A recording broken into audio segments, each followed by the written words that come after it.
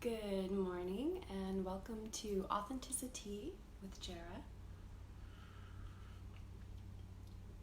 This is our daily live stream segment where we talk about things having to do with authenticity. And the last couple days we did a couple of different themed talks because it was Thanksgiving or National Day of Mourning.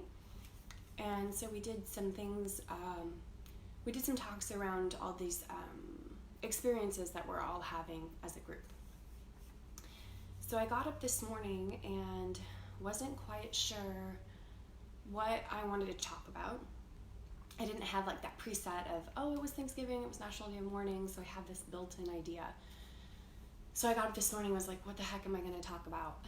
And part of the reason for that is because I received some input from someone I actually don't know. It's a friend of a friend, apparently, that was really judgmental and callous. At least that was my perception of it. And I won't go into details. There's no need to flame anyone online. That's not what we're here to do. But it was hard to hear. I have a situation that is really heartbreaking for me and a transition I'm going through right now. And this comment went straight to the heart of that and just did it in a way that was really not very compassionate at all. And it just it really impacted me. I feel still a little jangly about it. And I was like, well, I don't want to get on the authenticity stream when I'm feeling so jangled and weird. And then it's like, well, that's perfect. Isn't that why we're here? Is to be vulnerable, to talk about what it means to be authentic when stuff gets hard. Not just when we have it all figured out or when we understand which way is up, but when we don't understand which way is up sometimes, or when our emotions get so big that it's really hard to remember how to stick to our values, how to think straight, how to comb through our emotions.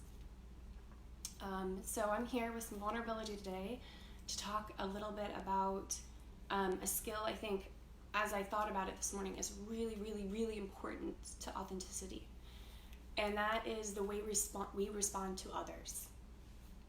So because the world that we live in today is so traumatic for most people, people have come up with some really maladaptive coping mechanisms. People become really reactive with each other, very judgmental. It's like that idea of what's right for me needs to be right for you. And to a certain point, there's people who get really aggressive about that. And so as people who are trying to maintain balance in order to really listen to themselves, this can be really, really difficult to encounter, right? Because we're trying to be vulnerable. We're trying to open up to ourselves and be truthful about who we are. And if we receive something that is playing on our fears, but also in such a discompassionate way that it can be something to be reactive to. It can bring up reactive thoughts and feelings inside us. It can be hard to figure out how to keep the balance we're looking for. And, I think that, I'm not perfect at this, obviously. I'm still jangled. My stomach is still tight. There's something about what was said to me that's just still niggling at me and hard to deal with and still in my energy body. However, my initial reaction was to respond. I wrote out several responses, and then I realized, I'm actually just engaging in the same thing that I'm receiving. Not in as much of a discompassionate way, but, I'm reacting. And this person, what they said, has nothing to do with me. It was a very undereducated, very assumptive statement. And I don't know this person. They don't know me. They don't have all the facts. They don't have a full understanding of the situation, and yet spoke anyway. And that has nothing to do with me. That is their journey. That is where they're at, and has nothing to do with my worth or my experience or my integrity as a person at all. However, the way I respond to them does, right? And I know this is this corny thing we hear all around, memeing on the internet, and since we were kids, is it's, you're only in control of your own actions. that you can't control anybody else, and these euphemisms, these old cliches. But some of these things are cliches because they're true. And one of those, I think, is the way we respond to others. Because in our lives as modern day citizens, I think we're looking outside ourselves for validation, looking outside ourselves for stability. And that's why we give up pieces of our own authenticity, right? Is to gain that stability of knowing, okay, this way is up, this way is down, this is the way it's supposed to be. And I think that we give up our authenticity for that. And when we gain our authenticity back, I think what it means is that we have to stop engaging in these like automatic behaviors, such as being reactive to somebody who is outside our own value system, our perception of what is right, and to own how we respond to other people, right? Because that it felt like a strike to me, because I'm still, there's some piece of me that is still looking to the outside world for validation, as is most of our experience. And so that's the reason it's still bothering me. But really, honestly, what was said is absolutely in that person's realm and means nothing about me. So that means I have to look at myself and figure out, where am I still reaching outside myself for validation?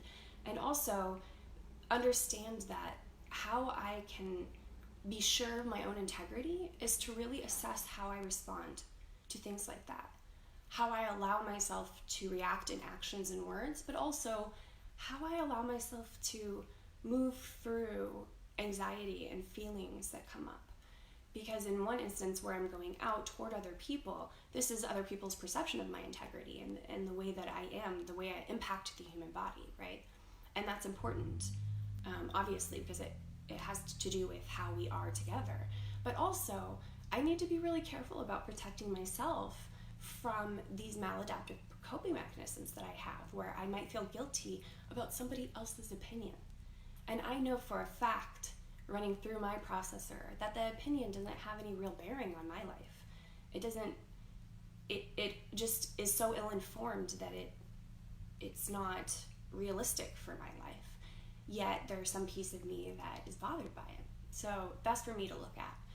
And the reason I think this skill of being aware of how we're reacting to others, being aware that that we don't have to feel attached to what other people think or say, I think that it's a skill of authenticity to a certain extent, but I actually think the skill really is to be able to flow with that, be able to understand the realities so that we can listen to ourselves deeply. It's not that, it isn't necessarily that it's a piece of all of our authenticity to not react. I would hope that it was, but I'm not putting that judgment on anybody else. What I would say is that when we are able to quiet the maladaptive coping mechanisms, when we're able to quiet those unproductive thoughts of fear and anxiety, then we're stripping away the noise, right? We can really tap into what's authentic for ourselves, because I think most people want to respond to each other with compassion. I really believe that about most everyone. And I think those voices, those reactions inside ourselves get in the way. It gets real noisy and we don't know how to respond. And so I think being able to, in real time, slow ourselves down, not become reactive, really try to stay in that like wise mind, right, is really imperative to being able to listen to our internal voice. So hopefully this hasn't been too winding. I didn't really have it prepared, but this is a skill that I'm still working on. Like, even as a coach and a speaker and somebody who feels like I've kind of got this, these are still hard skills. And so nobody ever really arrives at being their highest self. We all just journey there and try to enjoy the journey. So I hope you have a wonderful, wonderful Friday. It's incredibly beautiful here. And thank you for joining me today. Until tomorrow, stay authentic, everyone.